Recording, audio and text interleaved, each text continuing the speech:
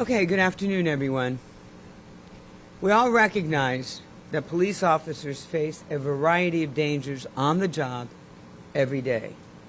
Although the primary duty of police officers is to protect people and property, we all recognize that the most innocuous situation can change unexpectedly in seconds, with unforeseen and potentially deadly consequences. In a national survey of police officers conducted by the Pew Research Center, the vast majority of police officers say that when on the job, they have daily concerns about their physical safety. However, this concern can never manifest itself in instances of abuse of power and excessive force. The obvious reasons, of course, are that such actions are wrong. Excessive force and abuse of power will always undermine the fundamental goals of good policing in any community, anywhere. Officers who forget that do a grave disservice to the people they have sworn to serve, and they do a grave harm to their department, and they belittle the hard work that each of their fellow officers tries to do and tries to accomplish in the community. Every day in my public corruption unit, we review allegations of public corruption and police misconduct. 2 years ago, with the prolific advent of the body-worn cameras and other private closed-circuit TV monitoring devices, also known as CCTVs, I created my PATE team. It stands for Police Accountability and Integrity Team. And the team consists of volunteer prosecutors who already have significant experience handling these types of complex and often sensitive cases. They also already have a substantial caseload. It does not matter if you are a politician, a government employee, or a police officer. You will be prosecuted if you violate Florida law. Today, we are charging 3 individuals in a case that really has 2 different aspects to it. 2 of those charged are Hialeah police officers charged with crimes derived from a direct abuse of power granted to them by the Hialeah Police Department and the state of Florida, who issued the officers their state officer law enforcement certification. The 3rd individual is being charged with witness tampering in an effort to cover up the actions of the officers. With me today are the prosecutors from my public corruption division and the PATE team who investigate allegations of police misconduct.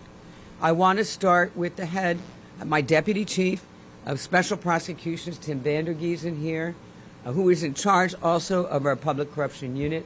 Thank you so much for the good work you do every day, you and your team and your task force. Also, we have Johnny Hardiman, who's here, who heads up a lot of the screening of those cases, and we thank you, Ms. Hardiman. And to my left is really a rising star. This is Sean Abuhoff. Sean is the one who is the actual prosecutor.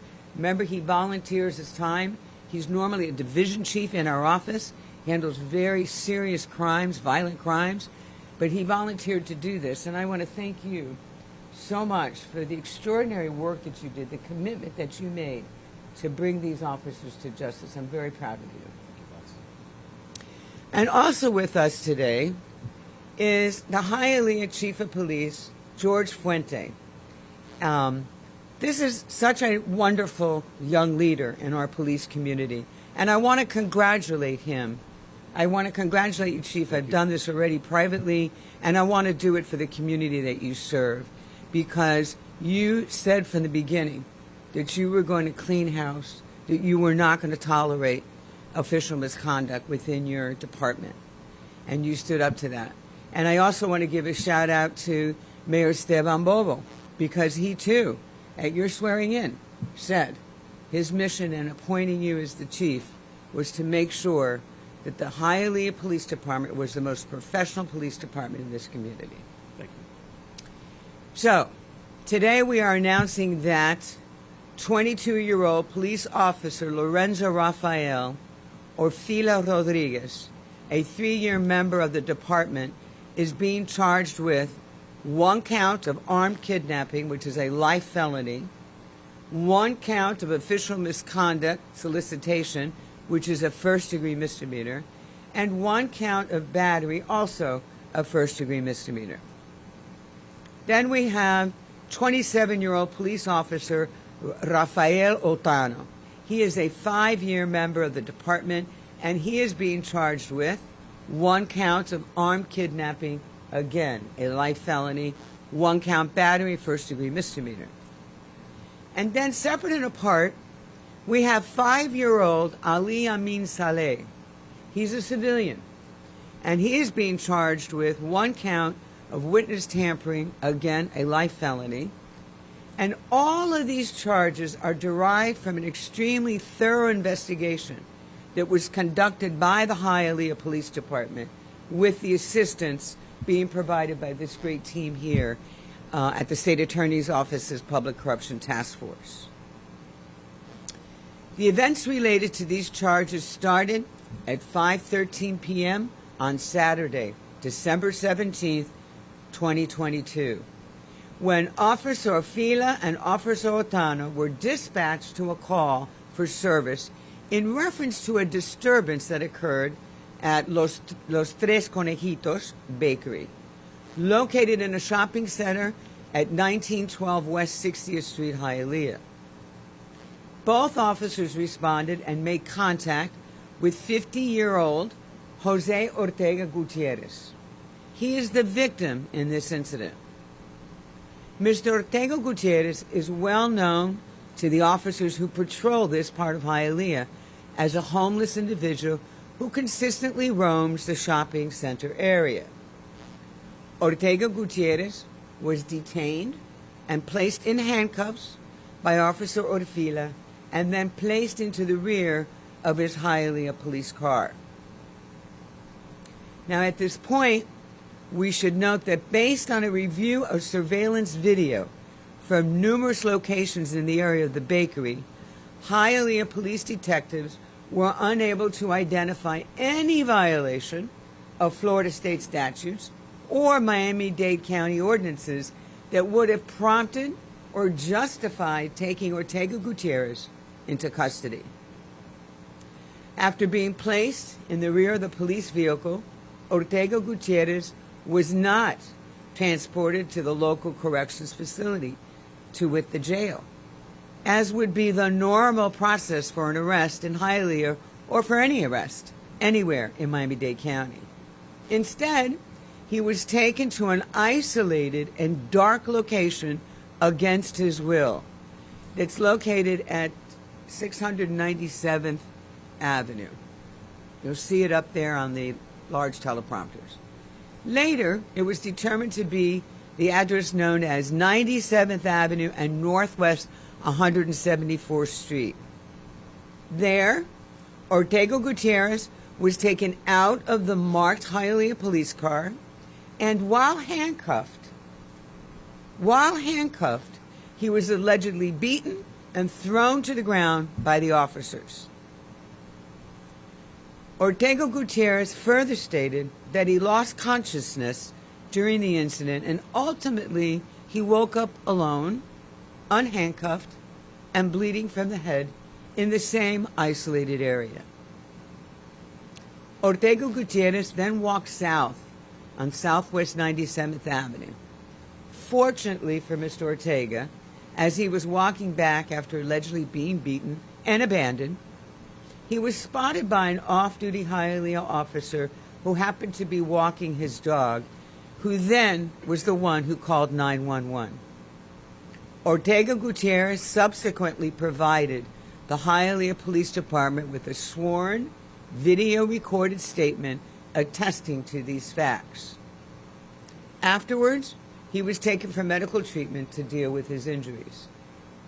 The Hialeah police investigation immediately discovered some highly unusual circumstances regarding the actions of these two officers, and it appeared to verify Ortega Gutierrez's statement. Both marked vehicles are equipped with global positioning system, better known as GPS, which track and record all the vehicle's locations throughout the day. The GPS patrol car recordings for Saturday, December 17, 2022, indicated that both officers were outside of their assigned sectors. In this case, it was Sector 4 of Hialeah. They'd left their sector, and for a period of time, with no reason ever, reported or logged the GPS data from Officer Fila's and Officer Otano's police vehicles.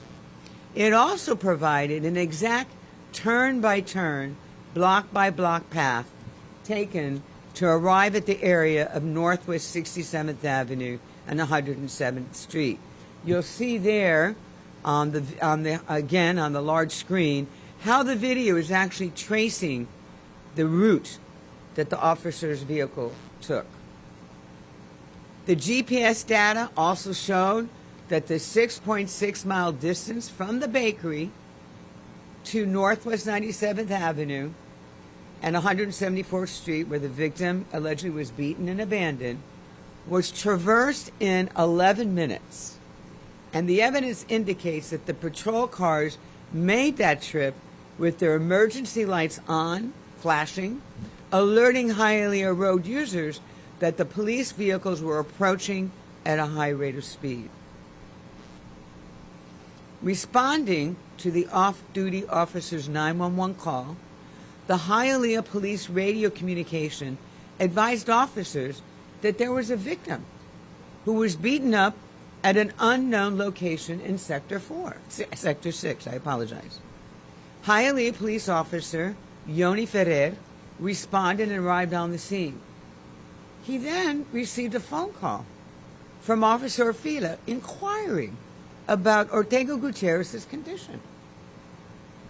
Then Officer Fila requested that Officer Ferrer classify the 911 call as a no report, or to report that he was on the scene assisting fire rescue. Officer Fila further indicated that they had dropped off the victim in Sector 6, remember they're supposed to be in Sector 4, and they had roughed him up. Compliments to Officer Ferrer, who disregarded Officer Fila's improper request to not document a police report regarding the incident. Now, once Officer Ferrer made contact with the victim, Ortega Gutierrez, on the scene, he informed Ferrer that he was beat up by Hialeah police officers at an unknown location. Hialeah Police Department's Professional Compliance, PCB, that's their investigative bureau within the department, they began their investigation at that point, which revealed additional irregularities, such as the failure of officers of Fila and Ortano's individual daily activity reports to document the transport of Ortega Gutierrez to the area on 97th Avenue, the failure of the officers of Fila and Ortano to notify police dispatch that they were transporting an individual in a City of Hialeah police vehicle prior to that transport, as, by the way, is required by Hialeah procedures. And not only did no such notification occur, but they each cleared their involvement at the bakery as a no report. Despite departmental orders, Officer Ortano and Fila both failed to turn on their body-worn cameras during their entire encounter with Ortega Gutierrez. Due to the evidence and information gathered in this investigation, we are alleging that the actions undertaken by Lorenzo Rafael Orfila Rodriguez and Rafael Otano are serious criminal acts, and that is why they are being charged today. Then, let's talk about the alleged actions of Ali Amin Saleh, a civilian, whom we are charging with witness tampering. As if the criminal conduct we just outlined wasn't enough, we now have an additional individual who adds an additional layer of insult to the criminal conduct we are charging today. As part of the Hialeah Police Department's Professional Compliance Bureau's investigation, 12 days after the original incident, detectives again made contact with Mr. Ortega Gutierrez for a follow-up interview. And during the interview with those detectives, Ortega Gutierrez advised that he had been approached by a private investigator, later identified as Ali Amin Saleh, who showed up in a white pickup truck and provided Ortega Gutierrez with $1,200 in U.S. currency to sign an affidavit regarding his case involving the police officers. So you will see up there, that's his truck. Witnesses mentioned by Ortega Gutierrez and a review of video surveillance from the specified location corroborated Mr. Gutierrez's statement. And during this new part of the investigation, police obtained a notarized affidavit signed by Mr. Ortega Gutierrez, which had advised that he had been arrested for drinking on December 17th and that he had not been beaten by two Hialeah police officers. Of course, this completely conflicted with Mr. Ortega Gutierrez's initial sworn video recorded statement provided to the Hialeah police detectives. In a video recorded statement, Mr. Ortega Gutierrez told detectives of the money transaction and about the affidavit, the form that he signed. Ortega Gutierrez said he had been approached by Mr. Saleh, a person he's seen numerous times in the past, who asked him to speak to him in private. Mr. Saleh advised Mr. Ortega Gutierrez that based on the previous encounter with police, he would be able to make easy money. After several phone calls, Saleh again, as I said to you, provided Mr. Ortega with the $1,200 in currency. Eventually, Saleh and Ortega Gutierrez met at the shopping plaza where the original incident occurred. And you'll see up there, there's a video. You can see the two of them. Can you rewind that just a bit, George? I don't know if you saw that. It might have been a little quick. You see those two? That was them. Where Saleh coaxed Ortega Gutierrez to sign an affidavit form in English and in Spanish, which had been pre-notarized. The notary has been interviewed and indicated that he did a favor for Saleh, whose business was near his own, by notarizing what he said was a signed form without Ortega Gutierrez being present. Now, if you look up at the screen there, you will see a photograph of the affidavit there. There's one in English, and there is one in Spanish. I have this one here in English, but you can see it's harder to get a close-up of that. There you go. But you'll see here that he talks about when he was born, and that on the 17th he was arrested for drinking in public. He was handcuffed, and then he was transported to TGK, which is the jail. And then he said that he asked him not to take him to jail, and that he also told him that when he was dropped off, that he was not hit, he wasn't stricken, he wasn't beaten, and that was all supposed to be in this affidavit to exonerate and to really negate what had happened to him that day. Bringing the amount given to Ortega on that day, he also gave him an additional $150, bringing the total amount to $1,350. Ortega Gutierrez was advised by Saleh that the purpose of the money was to buy his cooperation in exchange for withholding his testimony against Officer Ofila and Officer Ortano and having the case dismissed. Saleh then orchestrated and directed Ortega Gutierrez in a scenario that Ortega Gutierrez believed Saleh recorded with his cellular phone. According to Saleh's instruction, Ortega Gutierrez was told, fold the affidavit up and put it in your pocket, and approached him later on in a different location. If you look at that, I don't know if you can see the creases in the affidavit on that large screen, but when you see it up close, you can actually see the creases from him folding up and putting it in his pockets. Gutierrez wanted to meet with Saleh to give him those affidavits, which he did do, as we've discussed, and he wanted the case against the police officers dismissed. Ortega Gutierrez did as he was asked. However, Ortega Gutierrez advised the Hialeah detectives that he does not know how to read English or Spanish, that he had no idea what was written in those documents. And Ortega Gutierrez further stated that his initial statement was the truth, and that whatever was in those forms was false.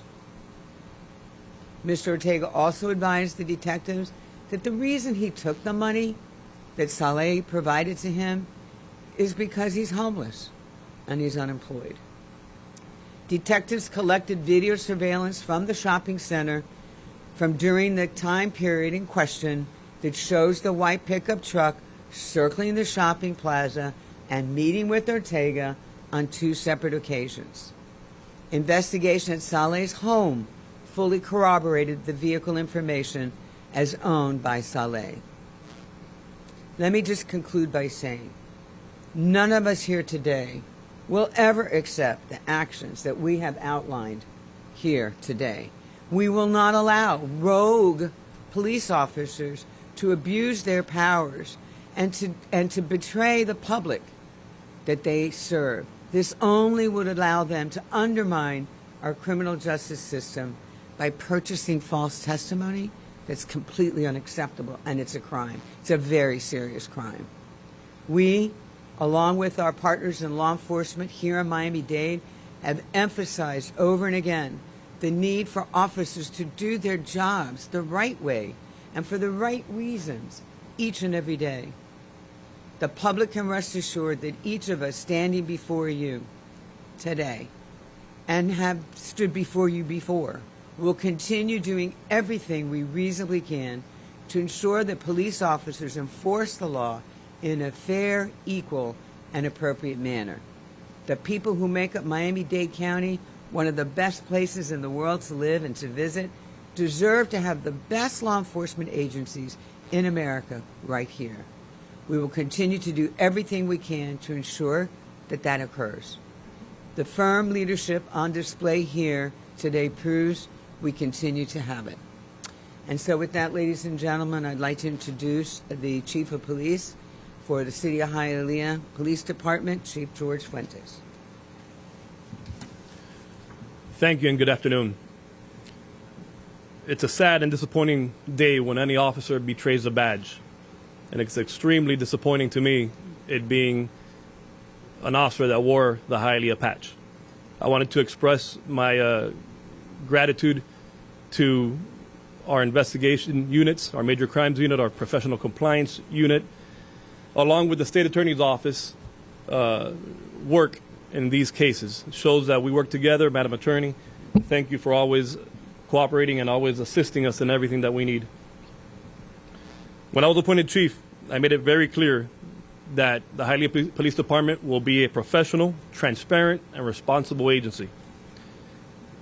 The behavior that the Madam Attorney just detailed will not be tolerated. Immediately upon learning of this situation, we initiated an investigation by our Professional Compliance Bureau, along with our Major Crimes Unit, and in conjunction with the State Attorney's Office, had the investigation started. Both officers were removed from the Uniform Patrol Division and were reassigned until they were relieved of duty.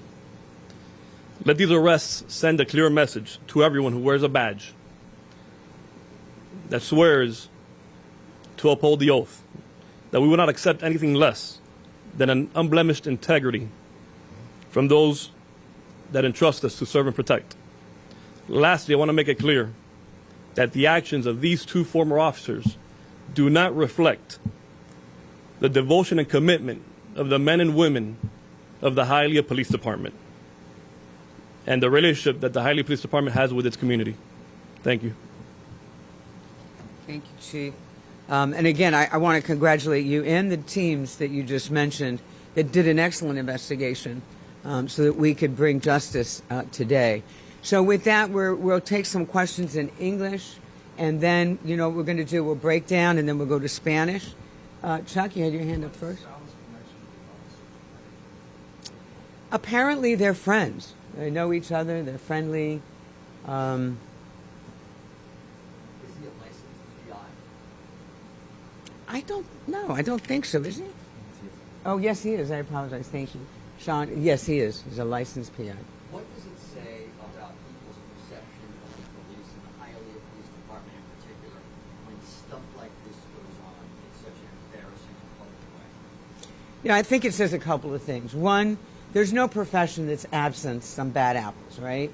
But what's important is that you have a police department, you have people within the police departments that are committed to not let that besmirch or taint the good work that so many more police officers do for this community. So it's a shame that it happens, and you can tell that this is heartbreaking for us. It's heartbreaking for all the good men and women that do this, for the chief, for the people he serves with. However, we were rooted out, and they will be held accountable. And they're looking at life felonies in this particular case.